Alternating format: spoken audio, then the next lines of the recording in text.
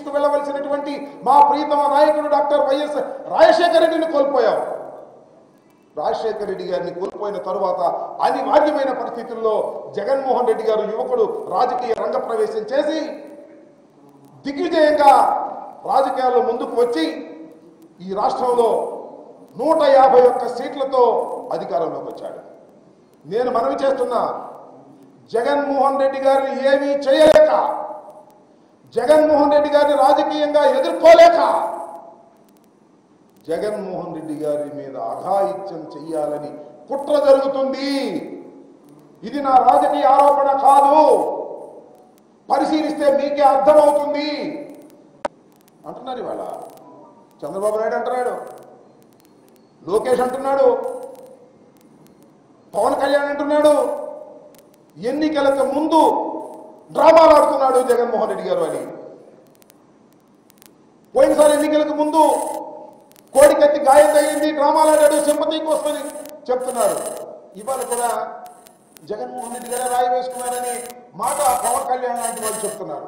నేను మనం చేస్తున్నాను, అందరూ చూస్తున్నారు. జగన్మోహన్ రెడ్డి గారిని, రాజశేఖర రెడ్డి గారిని చూశారు. జగన్మోహన్ రెడ్డి గారు ఎప్పుడైనా సింపతి కోసం నాటకాలు ఆడినటువంటి సందర్భాలు తన జీవితంలో ఎప్పుడైనా రాజకీయంగా ఉందా అని అడుగుతా ఉన్నా. అసలు సింపతి పొందవలసినటువంటి పరిస్థితి వైఎస్ఆర్ కాంగ్రెస్ పార్టీకి ఉందా అని అడుగుతా ఉన్నా. ప్రజాబలం ఉన్నటువంటి రాజకీయ పార్టీ వైఎస్ఆర్ కాంగ్రెస్ పార్టీ. ప్రజాబలం ఉన్నటువంటి వ్యక్తి భారతదేశంలోనే అందరి ముఖ్యమంత్రుల కన్నా జగన్మోహన్ రెడ్డి మెండైనటువంటి ముఖ్యమంత్రి అని అందరూ చెప్తున్నారు. ఇంకా మాకు సింపతి ఎందుకు? మాకున్న ఓట్లు మాకు వేస్తే 175 గెలుస్తామనేటువంటి ప్రగాఢమైన విశ్వాసం మాకు. అయితే ఎందుకు జగన్మోహన్ రెడ్డి గారి మీద కక్ష పెట్టారు? ఎందుకు జగన్మోహన్ రెడ్డి గారిని కక్ష కట్టి అఘాయిత్యం చేయాలని అనుకుంటున్నారు? దీన్ని ఒకసారి పరిశీలన చేయమని మనం చేస్తున్నాం. అమరావతి ఈ రాష్ట్రానికి రాజధాని అన్నాడు చంద్రబాబు నాయుడు గారు. ఈ రాష్ట్రానికి రాజధాని అనడమే కాదు, వేల లక్షల కోట్లు చంద్రబాబు నాయుడు గారి వర్గీయులు పెట్టుబడి పెట్టారు. రూపాయి పెట్టుబడి పెడితే 100 రూపాయలు అయిపోయింది అనుకున్నారు. 1,00,000 పెట్టుబడి పెడితే 1,00,00,000 అయిపోయింది అనుకున్నారు. 100ల కోట్లు పెట్టుబడి పెడితే 1,00,00,000 కోట్లు అయిపోయిందని విర్రవీగారు. జగన్మోహన్ రెడ్డి గారు అధికారంలోకి వచ్చాడు. జగన్మోహన్ రెడ్డి గారు పాలసీ మార్చుకున్నాడు. 3 రాజధానులు అని చెప్పాడు. అయ్యో పంపబడిపోయింది, మనం లక్షల కోట్లు పెట్టి వేల కోట్లు పెట్టి లక్షల కోట్లు కాజేద్దాం అనుకున్నాం, మన పని అయిపోయింది. మనకు పెట్టిన పెట్టుబడులకు లక్షల కోట్లు రావడం లేదు, ఆర్థికంగా దెబ్బతిన్నాము. జగన్మోహన్ రెడ్డి ఉంటే మనం ఆర్థికంగా దెబ్బతినిపోతామని చంద్రబాబు నాయుడు వర్గీయులు భావించి కుట్రలు చేస్తున్నారు ఈ రాష్ట్రంలో. మొదటి కుట్ర జగన్మోహన్ రెడ్డి గారిని అధికారం నుంచి దించేయాలనే కుట్ర. ఆ కుట్ర విఫలమైపోతున్నట్టుగా అర్థమవుతుంది. చంద్రబాబు నాయుడు గారు తను ఒక్కడనే పోటీ చేస్తే అసలు పోటీనే ఉండదని, పవన్ కళ్యాణ్ కూడా కలిపి తెచ్చుకుంటే కాపులు కూడా మొత్తంగా కలిసి వస్తారని, అంతేకాకుండా భారతీయ జనతా పార్టీని కూడా కలిపికి తీసుకొస్తే కేంద్రంలో భారతీయ జనతా పార్టీ అధికారంలో ఉంది కాబట్టి అధికారులందరూ కూడా తనకు అనుకూలంగా ఉండే విధంగా మరల్చుకోవాలని, ముగ్గురు కలిసి వస్తే జగన్మోహన్ రెడ్డిని ఓడించగలుగుతాము అని అనుకున్నారు, భ్రమపడ్డారు. ముగ్గురు కలిశారు, సీట్లు దిగిన తేడా వచ్చింది. ఓడగోడు కొట్టుకుంటున్నాడే, అగమ్య గోచరం అయిపోయిందే. కానీ జగన్మోహన్ రెడ్డి గారు 175 సీట్లు ప్రకటించారు, 25 సీట్లు ప్రకటించారు. స్ట్రైట్ గా వెళ్ళిపోతుంటే ప్రజాదరణ చూసి ఇంకా జగన్మోహన్ రెడ్డిని మనం ముగ్గురు కలిసిన 30 మంది కలిసిన జగన్మోహన్ రెడ్డి గారిని ఓడించడం సాధ్యం కాదు అని నిర్ధారణకు వచ్చిన తర్వాత హతమార్చాలనే కుట్ర చంద్రబాబు చేస్తున్నాడు. ఇది వాస్తవం గమనించమని మనం చేస్తున్నాం. జగన్మోహన్ రెడ్డి గారు ఉంటే మా అమరావతి పెరగదు, జగన్మోహన్ రెడ్డి గారు ఉంటే మా వర్గీయులు పెరగరు, మరోసారి నేను ఓడిపోతే మా అబ్బాయి బతకడు రాజకీయంగా, మా అబ్బాయిని పైకి తీసుకురాలేను, ఇంతమంది కలుపుకుని వెళ్తున్నా కూడా నాకు ఆదరణ లేదు. కాబట్టి జగన్మోహన్ రెడ్డిని ఏదో ఒక విధంగా హతం మార్చాలనే కుట్ర ఈ రాష్ట్రంలో జరుగుతుంది. ఇది వాస్తవం.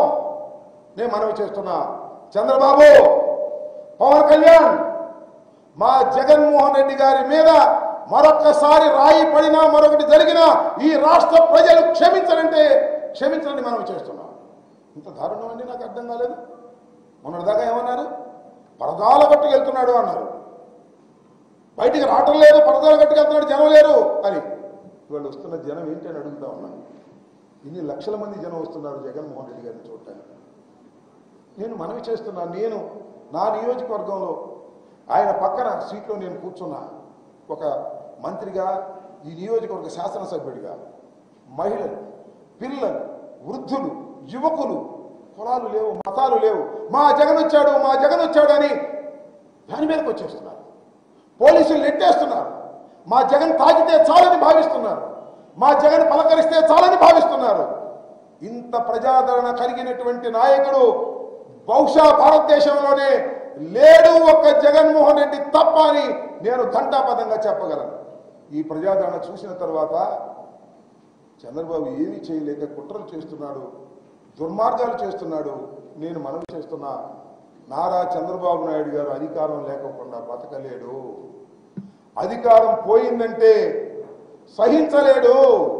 ఈ 5 సంవత్సరాలు సహించలేకపోయాడు. బావురుమని ఏడ్చాడు, కుట్రలు చేశాడు, శాసనసభకు రానన్నాడు. మళ్ళా వచ్చే 5 సంవత్సరాలు కూడా అధికారం రాదని తెలిసిన తర్వాత ఈ రాష్ట్రంలో హింసను ప్రోత్సహిస్తున్నాడు నారా చంద్రబాబు నాయుడు. మళ్ళా ఇంకా చాలా ప్రమాదం ఉందని మనం చేస్తున్నాం. ఎన్నికల సమయంలో బడుగు బలహీన వర్గాలు, మైనారిటీ వర్గాలు, ఎస్సీ ఎస్టీ వర్గాలు, పురుషులు, స్త్రీలు, వైఎస్ఆర్ కాంగ్రెస్ పార్టీ కార్యకర్తలు అప్రమత్తంగా ఉండాలి. ఏ అఘాయిత్యానికైనా పాల్పడటానికి చంద్రబాబు వర్గీయులు ప్రయత్నం చేస్తున్నారు.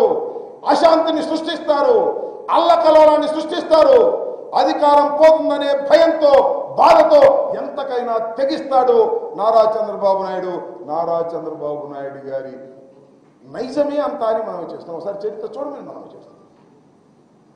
ఏమండి, ఇక్కడి నుంచి వచ్చాడే, రాయలసీమ నుంచి బయలుదేరి వచ్చాడే, ఎక్కడైనా ఏదైనా సంఘటన జరిగిందండి? పూలేస్తుంటే వద్దని బతిమిలాడాం, దండలేస్తుంటే పక్కకి తప్పించుకుని వెళ్ళాం. జగన్మోహన్ రెడ్డి గారు వస్తుంటే విజయవాడ నడిబొడ్డుకు వచ్చేటప్పటికి రాయి ఎందుకు వేశారండి? విజయవాడ మీ అడ్డా అనుకుంటున్నారా? విజయవాడ మీ సొంతం అనుకుంటున్నారా? విజయవాడలో కూడా అన్ని నియోజకవర్గాల్లోనూ పార్లమెంట్లోనూ జగన్మోహన్ రెడ్డి గారు గెలవబోతున్నాడు అని మనం చేస్తున్నాం. ఏదో మీ అడ్డా అనుకొని చంద్రబాబు నాయుడు గారి ప్రోద్బలంతో జగన్మోహన్ రెడ్డి గారి మీద దాడి చేసి ఏదో చేయాలని ప్రయత్నం చేస్తున్నారు. ఇది దుర్మార్గమైనటువంటి రాజకీయమని మనం చేస్తున్నాం. దానికి తోడు మళ్ళీ బయలుదేరాడు మా ఆయన, ఒక ఆయన లోకేష్ అంగ తీసేయండి, అది ఒక పిచ్చి మేడం, మంగళగిరిలో గెలిస్తేనే చాలు. పవన్ కళ్యాణ్ గారు ఒక రాయి తగిలితేనే తెలుగు వారికి తగిలినట్ట, నాకు తగిలినప్పుడు అసలు నువ్వేంటి, నీకు అర్థేంటయ్యా? అసలు జగన్మోహన్ రెడ్డి గారితో ఎలా పోలుస్తావా? నాకు అర్థం కాలేదు. నువ్వు సినిమా యాక్టర్ అని చూడటానికి జనం వస్తున్నారు. జగన్ ఏం సినిమా యాక్టర్ కాదే. జగన్ గారిని ఎందుకు చూడాలని వస్తున్నారు? ప్రేమతో వస్తున్నారు. ఈ రాష్ట్రంలో 175 సీట్లలో 151 గెలుచుకొని అధికారంలోకి వచ్చిన ప్రజాదరణ కలిగినటువంటి తెలుగు నాయకుడు. అలాంటి నాయకుడి మీద రాయి తగిలితే తెలుగు ప్రజలకు గాయం కాదా అని అడుగుతా ఉన్నారు. తెలుగు ప్రజలకు గాయం అయిందంటే ఏదో ఎగతాళిగా మాట్లాడుతున్నారు. మరి పవన్ కళ్యాణ్ గారు అసలు మీకు అర్హత ఏముంది నాకు అడుగుతా ఉన్నా. నిన్న తెరాలు వచ్చాడయ్యా, ఎవరి కోసం? నాదెళ్ల మనోహర్ కోసం. ఆ మధ్య మీద అన్నాడు, నాకు 3 పెళ్లిళ్ళు అయినాయి, జగన్ ఏంటి 4 అంటున్నాడు, 4వది ఎవరు అన్నాడు? 4వది నాదెళ్ల మనోహర్ అని చెప్పాను. ఆ మనోహర్ని గెలిపించడం కోసం తన వెళ్ళాడు, గెలిచే పనే లేదు. అక్కారాట కానీ బావ బకరడు. నాదెళ్ల మనోహర్ అక్కడ గెలవడు. ఎందుకు గెలవడో తెలుసా? రాజశేఖర్ రెడ్డి గారు ముఖ్యమంత్రిగా ఉన్నప్పుడు మనోహర్ తెనాలిలో గెలిచాడు. మనోహర్ తెనాలిలో గెలిచి స్పీకర్ అయ్యాడు. తెనాలి ఎంత దోచుకున్నావా, మర్చిపోయిన తెనాలి ప్రజలు. ఆయన సతీమణి, ఆయన కూడా క్యాష్ బ్యాక్డోర్లో తీసుకున్నటువంటి సంఘటనలు. తెనాలి ప్రజలారా మరిచిపోకండి. ఎంతగా లంచగొండిగా తయారయ్యాడో వారు కుటుంబ సభ్యులు తిరిగి తెనాలిలో గెలిపించాలని ఎవరైనా అనుకుంటే తెనాలిని సర్వనాశనం చేస్తాడు నాదెళ్ల మనోహర్. ఈ సందర్భంగా నేను మనవి చేస్తున్నాను. ఆ నాదెళ్ల మనోహర్ మీటింగ్కి వచ్చి జగన్మోహన్ రెడ్డి గారిని విమర్శ చేసేటటువంటి కార్యక్రమం. సరే, విమర్శ చేసాం. చాలా కొన్ని గొప్ప మాటలు మాట్లాడండి. నాకు చాలా ఆశ్చర్యం వేసింది. అదేమిటంటే ఒక మాట, దాస్యం చేసే కంటే చచ్చిపోవటం మేలు, మనం దాస్యాన్ని ఆపేద్దాం. దాస్యం చేసే కంటే అంటే బానిసత్వం చేసే కంటే చచ్చిపోవటం మేలు, అందువల్ల బానిసత్వాన్ని మానేద్దాం. ఇదే మాట నీకు చెబుతున్నాయా పవన్ కళ్యాణ్? ఆ చంద్రబాబుకు దాస్యం చేసేదానికంటే చచ్చిపోవటం బెటర్ అయ్యా. ఆ చంద్రబాబు మోచేతి నీళ్ళు తాగుతావు ఎందుకయ్యా? చంద్రబాబు డబ్బులు ఇస్తే పార్టీ పెట్టిన వాడివి, ఇంతకన్నా దాస్యం చేయటం ఇంకేం కావాలి ఈ రాష్ట్రంలో? జగన్మోహన్ రెడ్డికి ఎవరు దాస్యం చేయటం లేదు, గుర్తుపెట్టుకో. జగన్మోహన్ రెడ్డిని ప్రేమిస్తున్నారు, నువ్వు దాస్యం చేస్తున్నావు. చంద్రబాబు కోసం నువ్వు దాస్యం చేసి పార్టీ పెట్టిన నువ్వు రాజకీయంగా ఎవరికో చెబుతున్నావు చచ్చిపోవడం మేర నువ్వు వేయలేదు పని. ఇంకోటి కాదని కూడా మనం చేస్తున్నా. అట్లా ఇంకో మాట మాట్లాడి చాలా చిత్రం వేసింది నాకు. అసలు జ్ఞానం ఉందో లేదో తెలియదు నాకు. బీజేపీకి జత కట్టినందువల్ల జనసేన టీడీపీకి ఓట్లు వేయకూడదని ప్రజలందరూ అంటున్నారు. ముస్లింలందరూ కూడా బీజేపీకి తెలుగుదేశానికి ఓటు వేయకూడదని అనుకుంటున్నారు. ఆయన చెప్పాడు. ఎందుకంటే బీజేపీతో కలిశాం కాబట్టి. బీజేపీ ఒక మతతత్వ రాజకీయ పార్టీ కాబట్టి, దాంతో మేము కలిశాం కాబట్టి ముస్లింలు మాకు ఓట్లు వేయకూడదు అనేటువంటి భావనలోకి వచ్చారు. మొన్న జగన్మోహన్ రెడ్డి గారు రాయేస్తే మోడీ ఖండించాడుగా, అందుకని జగన్మోహన్ రెడ్డికి ఎట్లా ఓటేస్తాను అడుగుతాడు తిక్కలు. ఆయన ప్రధానమంత్రి, ఈయన ముఖ్యమంత్రి మీద రాయేసి హత్యా ప్రయత్నం చేశారని ప్రధానమంత్రి ఖండించాడు. ఖండితే మరి ఆయన ఖండించాడుగా అంటే ఖండించుకొని ఉండాలా? నీకు బుద్ధి లేకపోతే ప్రధానమంత్రికి తెలియదా? ఒక భారతదేశంలో ఒక ముఖ్యమంత్రి మీద రాయి వేసి అఘాయిత్యానికి పాల్పడితే ఒక ప్రధానమంత్రి ఏ పార్టీ అయినా దాన్ని ఖండించాడు కాబట్టి ముస్లిం ఎవరు జగన్మోహన్ రెడ్డి గారు ఓటేయకూడదంట, ఈయన ఓటేయాలంట. ఏమి జ్ఞానం అయ్యా నీకు? ఇప్పుడు వచ్చిందే నీకు రాజకీయంలో జ్ఞానం? నాకు అర్థం కావడం లేదు. ఇలాంటి దౌర్భాగ్యమైనటువంటి మాటలు మాట్లాడే పని ఇవాళ చేస్తున్నాడు. ఇంకో మాట ఏమన్నాయంటే, వైసీపీ నేతల్లాగా అసెంబ్లీకి వెళ్ళి బూతులు తిట్టడం, ఇంట్లో ఆడపడుతులను తిట్టడం కాకుండా రేపు అందరం అధికారంలోకి వెళ్ళి అసెంబ్లీలో నిజమైనటువంటి డిబేట్ పెడతారంట. అసెంబ్లీలో నిజమైన డిబేట్ పెడతారంట, బూతులు తిట్టడంట. చాలా గొప్పోడు. ఒకసారి చూడబోయా, ఎక్కడ ఉన్నావు నువ్వు?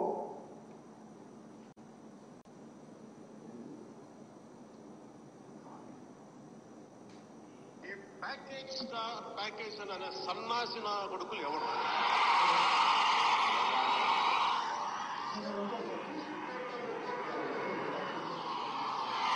చెప్పు అటు తిప్పి ఇటు తిప్పి పగిలిపోయేలా, దవడ వాచిపోయేలా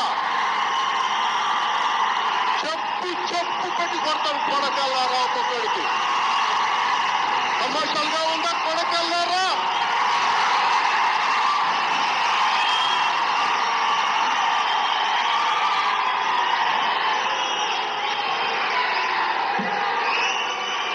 ఇంకొకసారి ప్యాకేజీ గీకేజ్ అంటే తప్పు తీసుకొని